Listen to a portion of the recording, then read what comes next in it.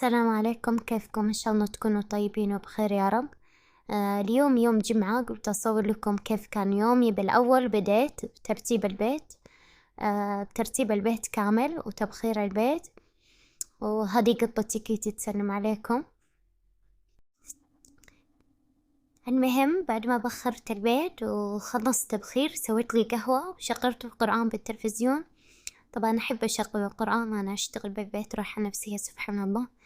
الجو ما شاء الله اليوم كان مقيم، إنه قبل نزول المطر. استحينا على صوت المطر والرعد الحمد لله.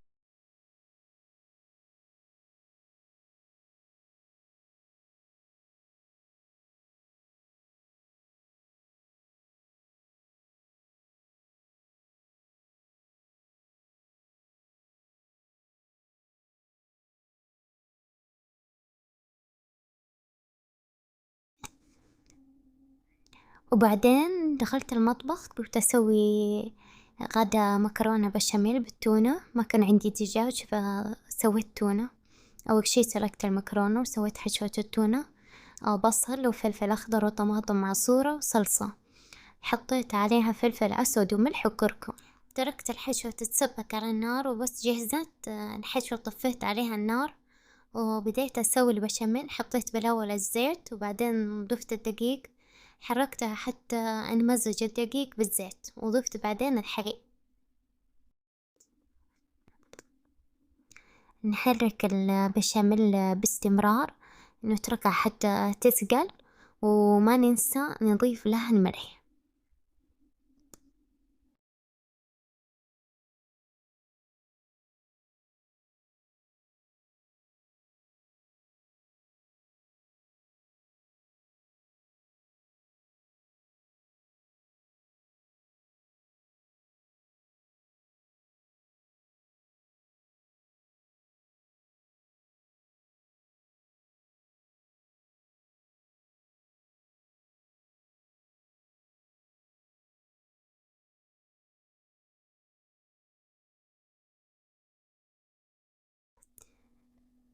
وبعدين أخذت شوية من البشاميل وضفتها على المكرونة علشان تتماسك بعد ما تطلع من الفرن.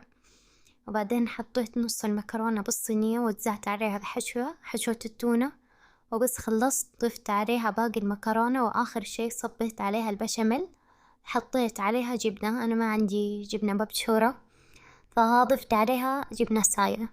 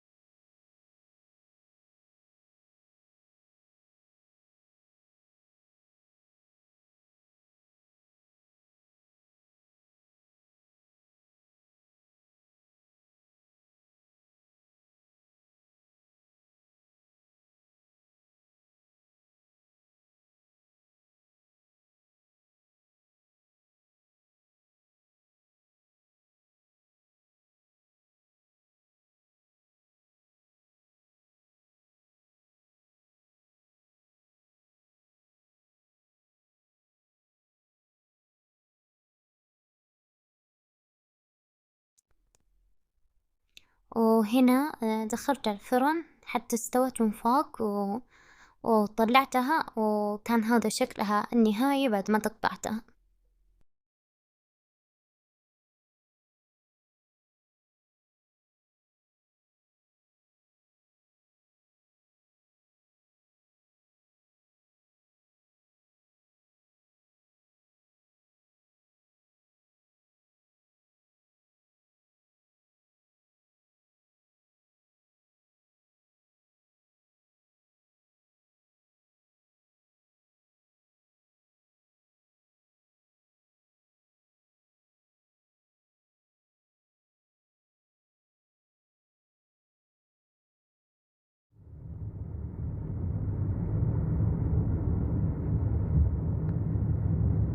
هنا طلعنا نتمشى نغير جو.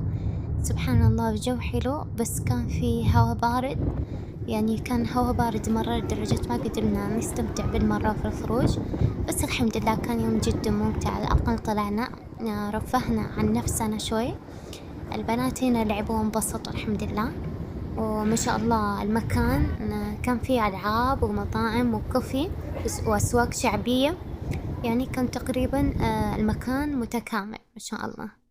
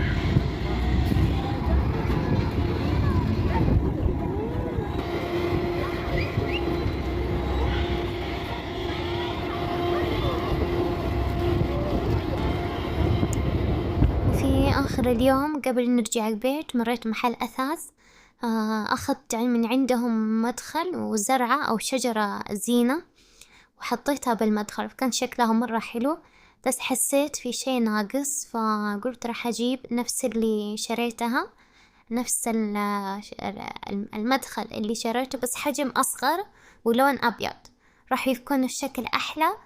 وبس والله هذا كان فيديو اليوم. اللي ما اشترك بقناتي يا ريت يشترك ويسوي لي لايك، وشكرا لكم.